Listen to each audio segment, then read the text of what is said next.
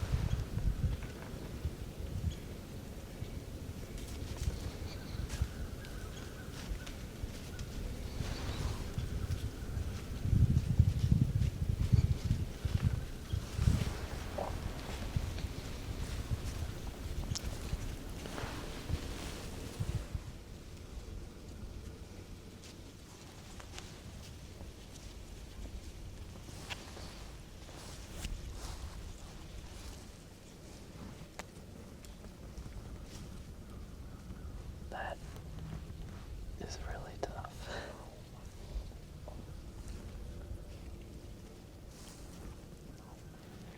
You have no idea how close I was to shooting that deer.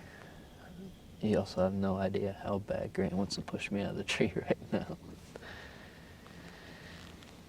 What a beautiful deer. I do have trail cam pictures of that buck. And I wasn't sure of his age from the trail cam pictures, but after seeing him in person, I would call him 5+. At least he looked like a 5-year-old to me. Beautiful cape on him too. Like a cool light-colored forehead. He walked by at like 17 yards right here. We could have shot him all day. I don't really have a good explanation as to why I passed that deer, other than it wasn't the deer we came in to target, and there's just no really story with him. And I wasn't sure of his age, and with this being a project farm, my goal is to have some big deer in the future years for clients to come hunt. So all those factors just led me to just enjoy the encounter and let him walk. But man, it was not easy. He's a beautiful deer. Still been hoping a doe would walk by, and I think we're up to like $5 now and not a single doe, which is surprising for this property. But a cool encounter nonetheless. Hopefully he can survive. I'm sure he's the type of buck that if he leaves the property, he's gonna get killed during gun season. But you just can't manage a property thinking about what neighbors would do. You just gotta kind of go with your gut, and that's what I did on that encounter. So hopefully we'll see him again, and it'd be cool to find his sheds too.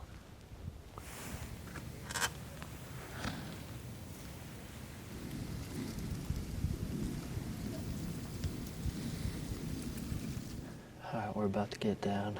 We just wanted to get out for a quick hunt here, and it was a good hunt, obviously. It never gets old doing these hanging hunts in the dark and picking the right tree. It's always fun. We got some work to take care of today, or for the next few hours. But this evening, because of the wind conditions, it's our only chance to try and move in aggressively on the big deer we had the encounter with last night. So we're gonna give it a shot tonight, and we'll see what happens. Realtree's Midwest Whitetail is brought to you by Ozonics, Redneck Blinds, Wasp Archery, Spot Hog Releases, RTP Outdoors, America's Best Bowstrings, Hoyman Tree Saws, and Realtree.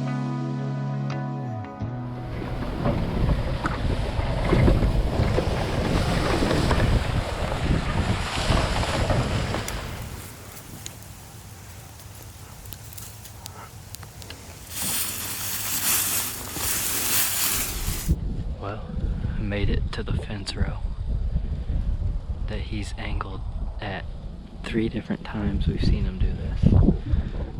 Of course, it looks a lot different when you get over here. I'm not exactly sure if I'm within bow range of where he's been, but it feels like a pretty cool setup. It's actually 4 o'clock right now. Sunset is like 4:30. Had to take care of some work stuff this afternoon, so we're getting in pretty late. Grant's about 50 yards behind me on the same fence row. So it's gonna be interesting to see what happens tonight.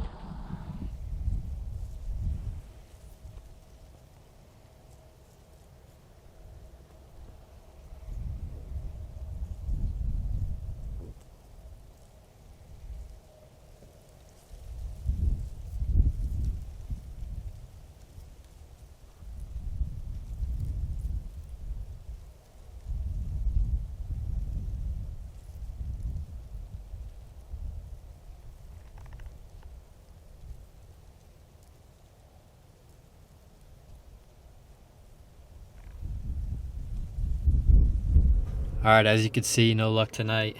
The exact opposite of last night. All does, no bucks, and he didn't show up, of course. But I felt good about that setup. Feel like we could actually get it done there, but the problem is we got 3 days left, and we don't have the right wind any of those 3 days to get back in that same spot. I was hoping we could just go in there and kill him tonight, and then I'd take a lot less grief for passing that buck this morning, but of course it doesn't work that way. So, like I said, 3 days left. I don't know what the plan is. We got to do some thinking and do some map scout and see if there's anywhere else we could set up on the ground for that deer. Otherwise, we just go and target a different buck tomorrow night or tomorrow morning. We'll see. So we'll stay at it. We're going to hit hard these last 3 days and give it all we got. That's all we can do.